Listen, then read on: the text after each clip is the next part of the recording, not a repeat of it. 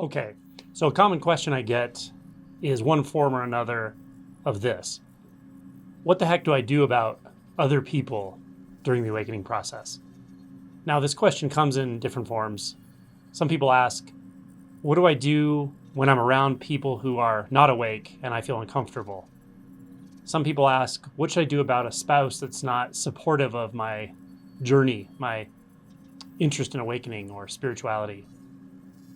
Others ask questions like, how do I navigate and manage close relationships, emotional connections in a way that's aligned with awakening realization, truth, but also authentic for myself? So this is a huge topic, obviously. I could make a whole playlist on it. I could probably write a whole book on it. I could make a whole channel about it. But in this video, I just want to offer one simple thing to consider in any of these circumstances.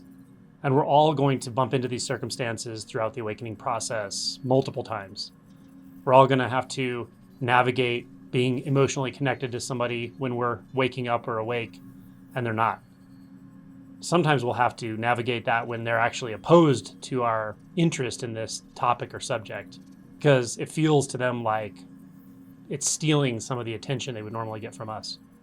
Sometimes we'll notice we have a massive empathic response to people, to situations, to suffering, and don't really know how to manage that or what to do about it, if anything. So we're all going to come into contact with these concerns, these issues.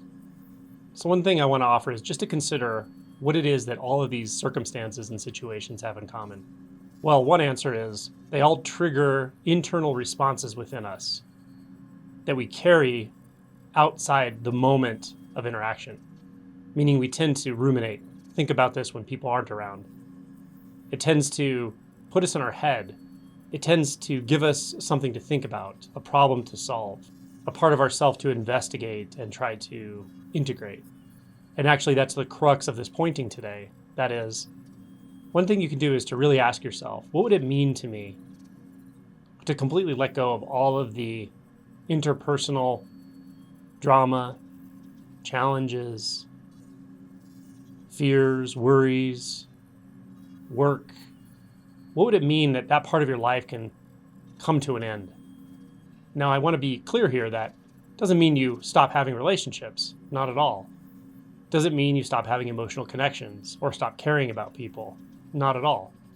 It doesn't mean you come to a place in life where you can avoid people largely. That's not what I'm talking about.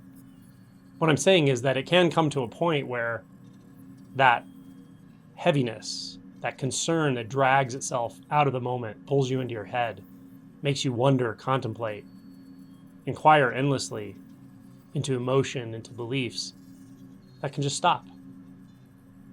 So then what's left? What is the risk of that stopping? What do you lose? I think one of the biggest underlying fixations around this is that we have so much identity built into relationship, but not in the actual relationship, in our internal reflections of relationship and as they relate to our internal reflection of ourself.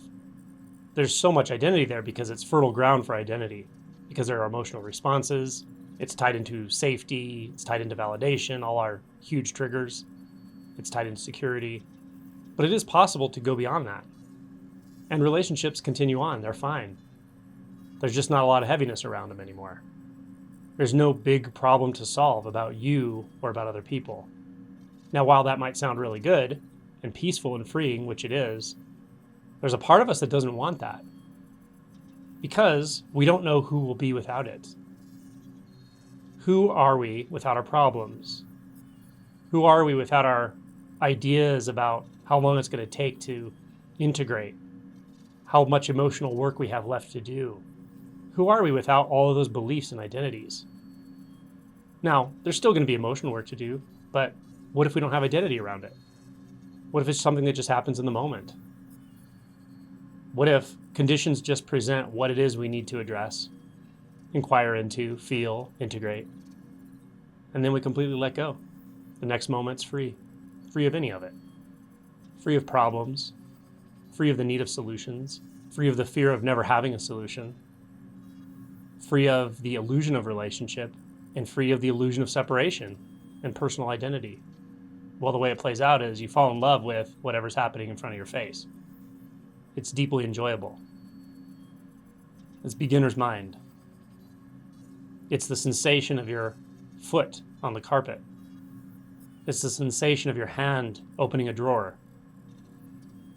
It's the experience of seeing the sky and then feeling yourself in the sky and the sky in yourself. And letting go of everything that just happened. Again and again and again. Moment after moment. It's pure immersion. This is where we find the love that we thought we were going to find in other people, in relationships, even in self-love. All of that can be set down. And reality, life, vivid appearances, intimacy, just come forward and replace you. That's the ultimate solution. Just be willing to find out who you are without any problems, without any need for a solution, without imagining the past at all. Who would you be? How would that be? Is it possible?